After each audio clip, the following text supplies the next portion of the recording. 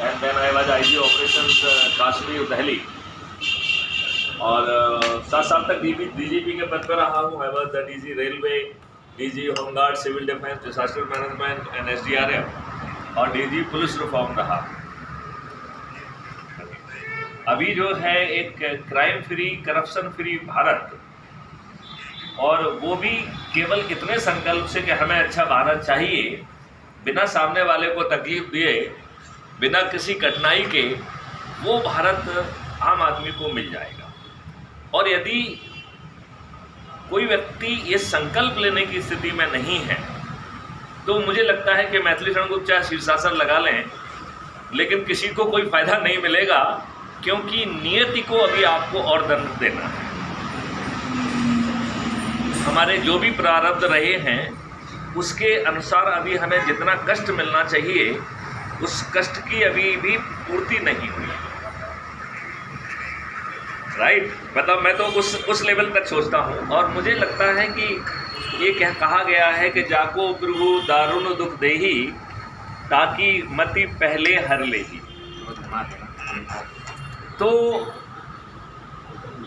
यदि हम आज ये छोटा सा संकल्प नहीं ले पा रहे हैं कि हमें अच्छा भारत चाहिए, और उसको पाने के लिए आपको कोई कष्ट नहीं करना है, ना आपको कोई चंदा देना है, ना कोई जुलूस निकालना है, ना कोई धरना देना है, ना किसी कलेक्टर, एसपी, मंत्री, मुख्यमंत्री, प्रधानमंत्री के पास जाना है, ना कोई हस्ताक्षर अभियान चलाना है। तो इस स्थिति में यदि हमें आसानी से अच्छा भारत मिल सकता है जो 21 लक्ष्य और 5 मौलिक अधिकारों वाला भारत हो। देखो अनिल, हम और आप दोनों जो है इस सिस्टम के प्रोडक्ट हैं। हम किस कंडक्ट रूल से बने हुए थे? जो अंग्रेजों ने गुलामों के लिए बनाया था, और उस पूरे व्यवस्था में हम और आप लॉर्ड थे। हमारा एक अदना सिपाही सामने वाले की बिना किसी गलती के उसे इतना अधिकार दिया गया है कि वो कह सकता है कि साहब मुझे संदेह है कि अनिल जी जो है कोई संज्ञेय अपराध कर सकते हैं, लिहाजा मैं इन्हें गिरफ्तार करूँगा। और हम और आपके पास कोई विकल्प नहीं है अपनी जमानत कराने के अलावा। मतलब वो तो हमको जेल में भेज ही देगा, फिर आप जमानत कराते रहे। तो अनिल जी, मुझे अच्छा लगा कि आपके विनय जी ने जो है इनिशिएटिव लिया, और इन्होंने कल मुझे बताया था कि गाडरवाड़ा में है और आज सुबह ही सुबह ये पहुंच गए। तो ये आपकी टीम जो है बड़ी कर्मठ है, बड़ी अच्छी है, ये बात मैं ज़रूर कहना चाहूँगा। सर डीजीपी साहब भी बहुत अच्छे व्यक्ति, पहले भी उन्होंने मदद करी है किसी की, अनजान लोग कि हमने कहा था, इन्होंने तुरंत मदद किया, मेरे को जानते भी नहीं थे। तो इनकी भी जितनी सराहना की जाए बहुत सर कम है।